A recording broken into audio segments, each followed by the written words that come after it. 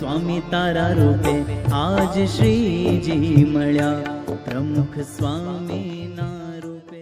ચાલિનમ ચિદે ચિદે વ્યાપ્તમ ચ દિવ્યાકૃતિમ જીવે સાક્ષર મુક્ત કોટિ સુખદમ નૈકાવતારાધિકમ જ્ઞેયમ શ્રી પુરુષોત્તમં મુનિવરે વેદાદિકીર્ત્યમ વિભુમ તન્મૂલાક્ષરયુક્તમેવ સહજાનંદમ ચ વંદે સદા. શ્રી સ્વામિનારાયણ ભગવાનની જય, અક્ષર પુરુષોત્તમ મહારાજની જય, ગુણાતીતાન સ્વામી મહારાજની જય, ભગતજી મહારાજની જય, શાસ્ત્રીજી મહારાજની જય, યોગીજી મહારાજની જય, પ્રમુખ સ્વામી મહારાજની જય.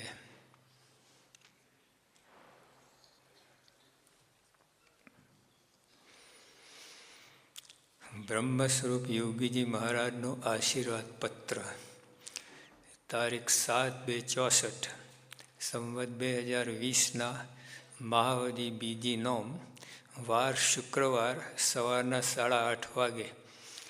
સાધુ જ્ઞાનજીવનદાસજીના ઘણા હેતથી સ્વામિનારાયણ વાંચશો. આ જે કલમો લખી છે તો તેમનું યથાર્થ પાલન કરો. એ યથાર્થ ઉપર ભાર મૂકવાનું, સમજવાનું છે. આખા પત્રમાં યથાર્થ શબ્દ, કેમ કે આપણે જે કંઈ કરીએ બરાબર કરતા નથી, એનું ફળ આવતું નથી. ફળ ના આવે એટલે પછી આપણને થાય કે આ બધું શ્રદ્ધા ઓછી થાય.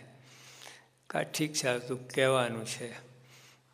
અને બાપા માટે તે વખતે એમની હાજરીમાં ઘણા બાપાને ભોળા માનતા, એટલે એમના શબ્દો ધારણ કર્યા નથી. અરે ભોળા શું ભોળા? હકાભાઈ કહેતા બાપા ધૂન કરાવે ને ત્યાં અક્ષરડેરીમાં અડધો કલાક ધૂન કરાવે. સાધુ વધો, આ થાય આ થાય. હવે 2 સાધુ થાય તો જતો રહે. એટલે હકાવી જરા મનમાં રહેતું કે આ બાપાને જરા ખાલી લાગે છે. પછી જ્યારે યોગી આપા આવ્યા ગુરુ પદે, અને પછી જે એમને બધું કાર્ય કર્યું, પછી હકાભાઈ કહે હવે મને ખબર પડે કોનું ખાલી છે. તો જેવું છે યોગી આપે જે ભોળપણ જે અપનાવ્યું હતું ને એ શસ્ત્ર હતું. હા, જેમ ઢાલ તલવાર હોય ને એમ યોગી આપણ શસ્ત્ર ભોળપણ. અંદર હૃદયમાં ઘૂસીને વજ્ર કમાર તોડી નાખતા. જો આપણે બારદાનવાળા શેઠ હતા જામનગરના, કે મારી પાઘડીમાં જેટલા વર ને એટલી આંટી અહીંયા, બરાબર. ઉપરથી એટલું મીઠું મીઠું બોલીએ ને, મધ આપીએ, પણ પછી ઠેકાણે પાડી દઈએ. એવાને કોઈના હાથમાં ના આવે. અને તો ચુસ્ત વૈષ્ણવ હતા. ડાંગરેમાં પારણ બેસાડેલી તે વખતે યોગી આપણને આમંત્રણ આપીને બોલાયા હતા. અને બાપાને તો દર્શન કર્યા ગુલાટ ખાઈ ગયા. અને બાપા એ શેઠ જ્યારે આવે ને તો બાપા કહે શેઠ, એટલે કોઈ જગ્યાએ બહારનું ખાય નહીં, પાણી પણ ના પીએ, નારિયેળનું જ પાણી પીએ. એટલે યોગી બાપા એમનું જ નારિયેળ મંગાવે. આપ ત્યાં ક્યાં હતા યોગી વખત નારિયેળ ને આ બધું એ ડેકીમાં રાખી મૂકતા, ગાડીની ડેકીમાં. એમાં જ મંગાવીને એ જ કરીને બાપા આપતા. એકવાર તો યોગી બાપા બારદાન ખાલી બોલ્યા, બારદાનવાળા શેઠ નહીં. શેઠ ખુશ થઈ ગયા. અને પછી કે બાપા મને બારદાન જ કહેજો, તો હું બારદાન જ છું કે. પણ જો યોગી આપે એટલે એમનું ભોળપણ છે એ શસ્ત્ર તરીકે વાપર્યું છે. હા, આપણને વશ કરે, હેત થઈ જાય એમનામાં.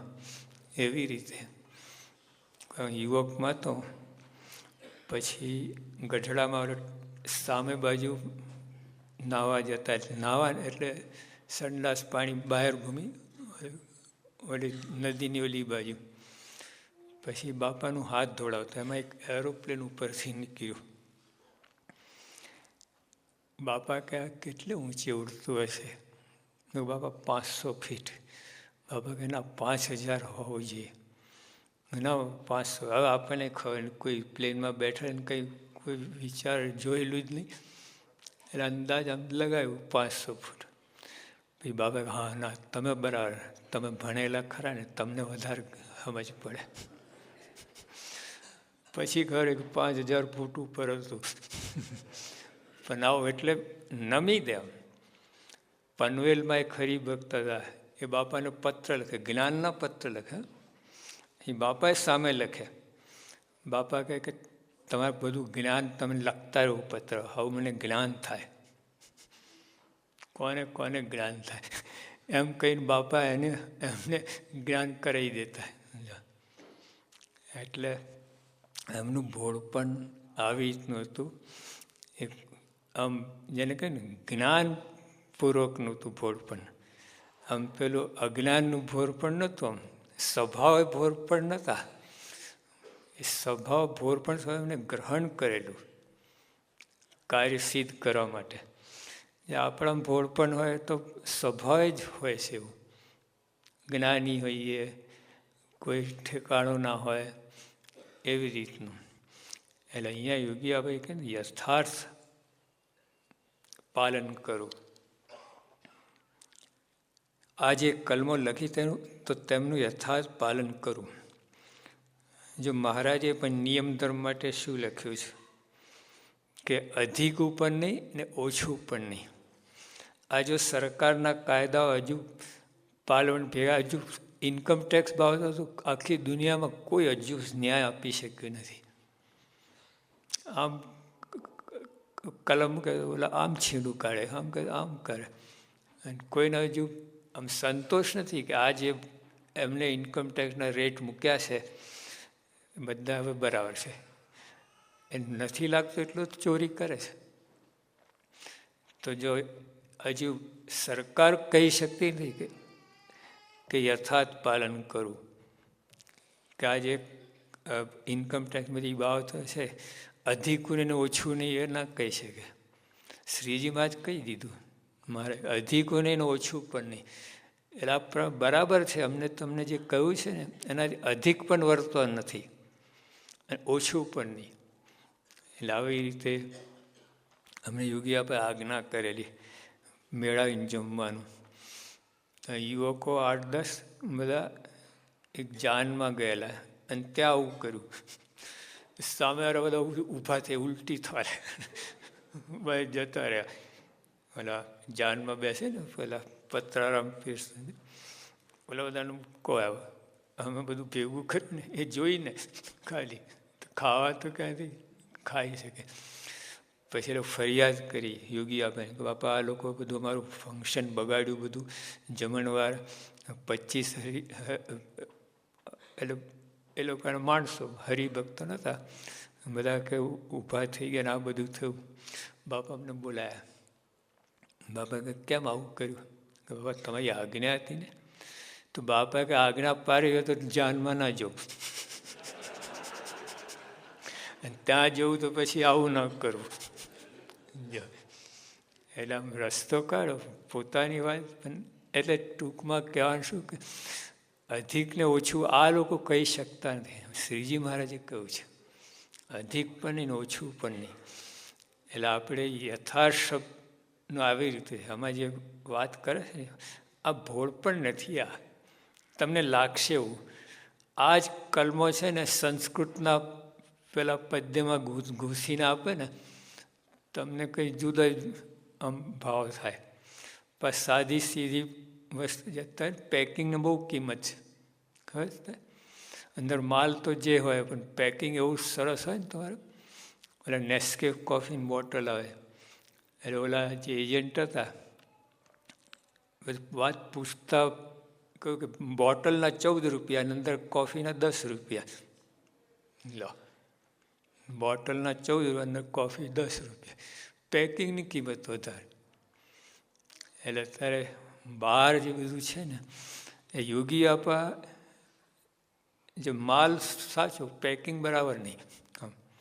એટલે આપણને ભોળ પણ લાગે, આ લાગે, તે લાગે, પણ એવું નથી. એટલે અહીંયા યથાશક્તિ કોણ બોલે છે? આ કોણ લખે છે? એક ઝાટકે લખી નાખ્યું છે. હા, બેઠા ઓલા પગથિયા આગળ બેઠા, અને કોને લખી આપે છે? એટલે જેમ વ્યવસ્થિત પુસ્તક લખીને બહાર પાડે, હજારમાં સમાય, એવું બધું નહીં. કોઈ મનમાં છે જ નહીં એવું. એમને મનમાં ઉમંગ આવ્યો, ઓલા હરિભગત એ સેવા કરી તો રાજી કરો, બાપા લખી આપ્યું એમને. એની રીતે આપણને બધાને ફાયદો થયો. પણ એટલે એવું કોઈ મનમાં એવું નહીં કે ચાલો વ્યવસ્થિત આમ કરીએ તેમ કરીએ, સત્સંગ, એવું કાંઈ નહીં. સહજ લખ્યું છે. અને 15-20 મિનિટ લખી નાખ્યા કલમો બધી. તો જે સિદ્ધ પુરુષ હોય ને એ લખી શક્યા. આપણે પુસ્તક કે કંઈ લખવું તો કેટલું રિફર કરવું પડે, કેટલું વિચાર કરવું પડે, કેટલી વાર ચેકાચેકી થાય, કેટલી વાર રીરાઇટ થાય, બધું કેટલું બધું કરવું પડે. તો બેઠીને ટર્મ લખી નાખ્યું. એટલે શબ્દો એકદમ સાદા છે, એટલે આપણને આમ પેલું એ ના લાગે. જો અત્યારે 400 આઈટમ હોય અનકોટની, બરાબર, પણ ડાલડા ઘીની હોય, અને આ હજુ ખીચડી જ હોય, પણ પ્યોર ઘી અંદર નાખ્યું હોય, કયું લેશો? તો જો સ્વાદીઓ છે ને તો ઓલા ઉપર જશે, અને જેને હેલ્થ કોન્શિયસ હશે એ આ ખીચડીને પ્યોર ઘી ઉપાડશે. હા, ઓલા ટાંગા તોડી નાખશે ઓલા તો ડાલડા ઘી તો આમ આ વસ્તુ પ્યોર ઘી છે ખીચડીમાં, એટલે અસલી વસ્તુ છે, અનુભવેલી વસ્તુ છે. સિદ્ધ પુરુષે લખી છે જે ખરેખર બ્રહ્મ સ્વરૂપ આપણે જેને થવાનું છે, બ્રહ્મ સ્વરૂપ થવાનું, બ્રહ્મરૂપ થવાનું છે, એને જે બ્રહ્મરૂપ થાય એને લખી છે આ.